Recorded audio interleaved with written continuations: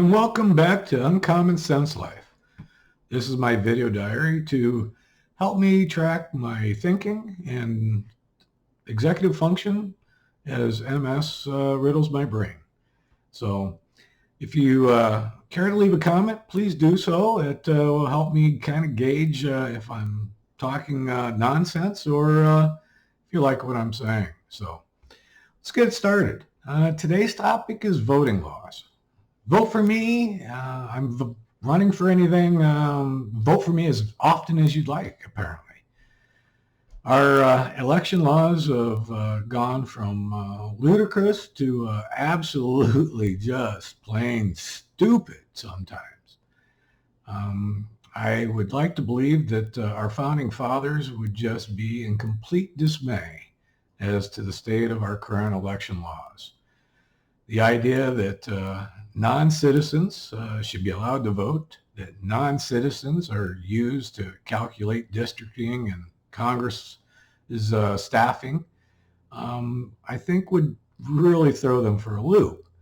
Along with the fact that, back when the country was founded, you had to be a white male of a certain standing, generally landowners, businessmen, that you were allowed to vote because you had skin in the game.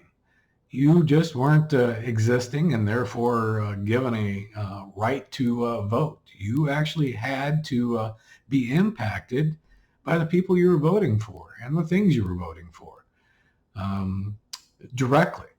So, no, I don't believe that we should go back to that. But I think that we need to have some rules and some variations of those types of restrictions back in place. Even myself with my MS, my thinking isn't always clear. So should I be voting all the time? Probably not. I have to stop sometimes and wonder about my thinking. So do we need to put together a cognitive test to see if anyone who is voting at least has two brain cells enough to logically vote? But I know that scares a lot of people because we should just be allowed to vote. Well, if that's the case, then why aren't we allowing children to vote? They're impacted by the laws and the legislatures that we were electing.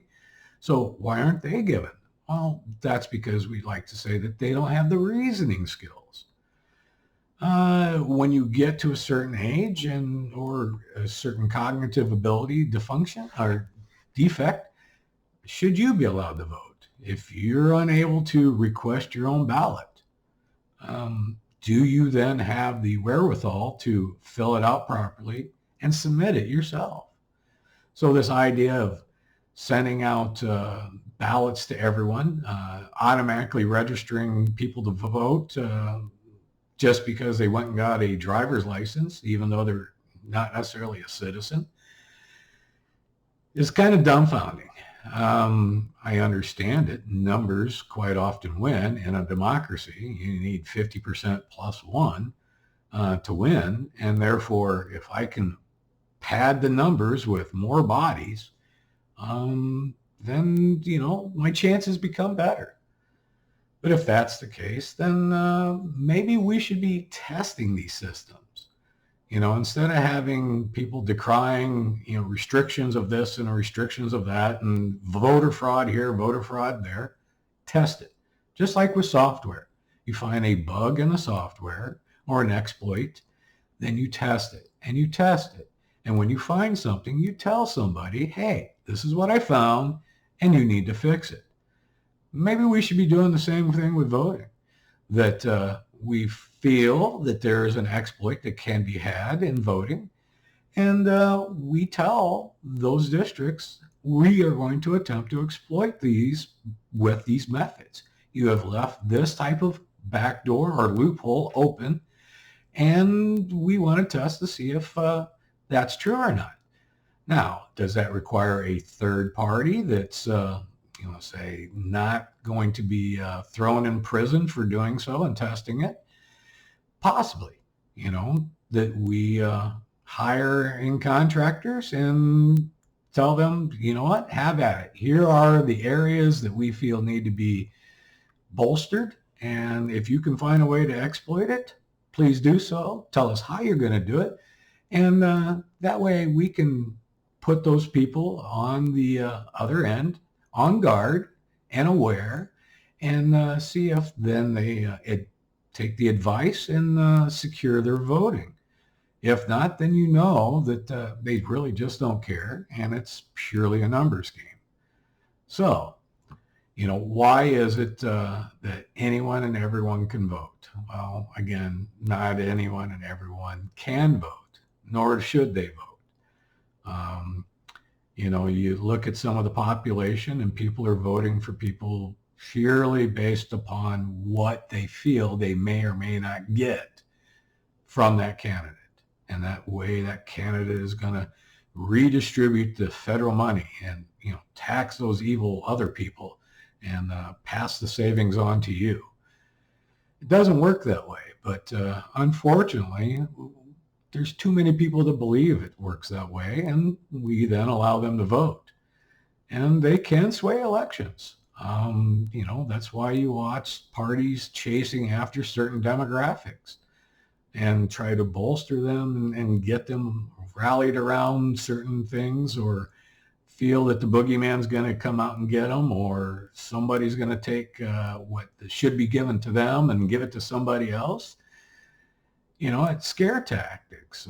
We throw all too often race into it, economics into it.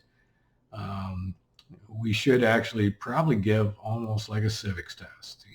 This is what is being asked of you, and this is what the potential impacts to you are, and how do you feel about it?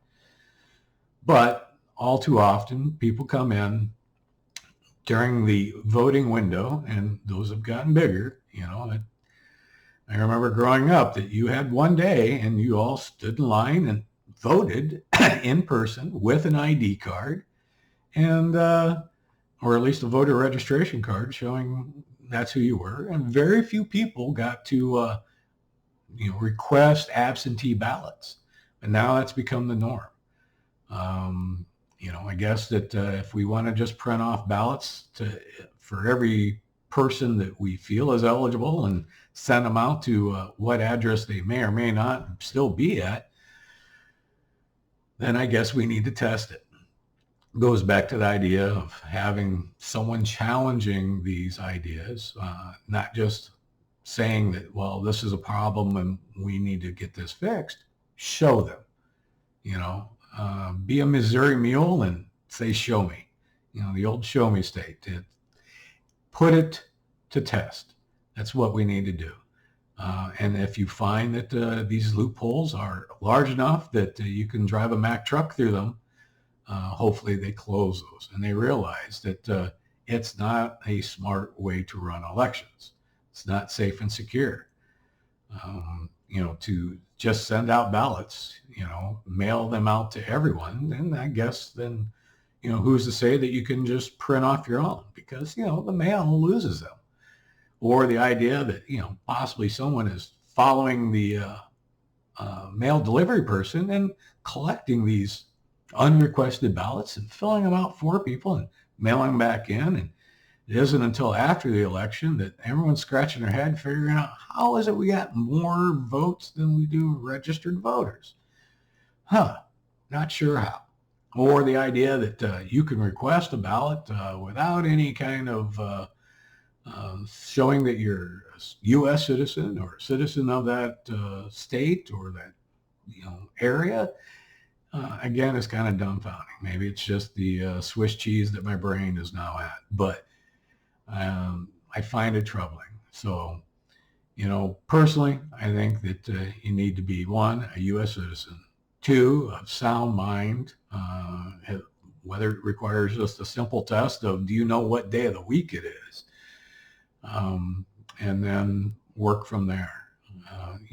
Count the ballots quickly, bring them in securely. Don't allow for ballot harvesting or having someone else fill out your ballot for you. That you're you're incapable of filling out your own ballot and you're incapable of returning your ballot, possibly your voting rights should be restricted until you are able. Doesn't mean you completely take them away, but you need to start restricting this, because the minute we just let everything go and anyone and everyone who possibly could vote, then why don't we just let kindergartners pull out their crayons, mark who they want, and mail that in too, because apparently that's all that's required to gain the popular vote of 50% plus one, and declare yourself the winner. So again, vote for me as often as you'd like, apparently, so that I win and someone else loses. And then whatever I ran on today, I can change my mind and lie to you and tell you that's not really what I meant. So anyway, again, if common sense were common, I wouldn't have to say anything. So I guess I have to. Thank you.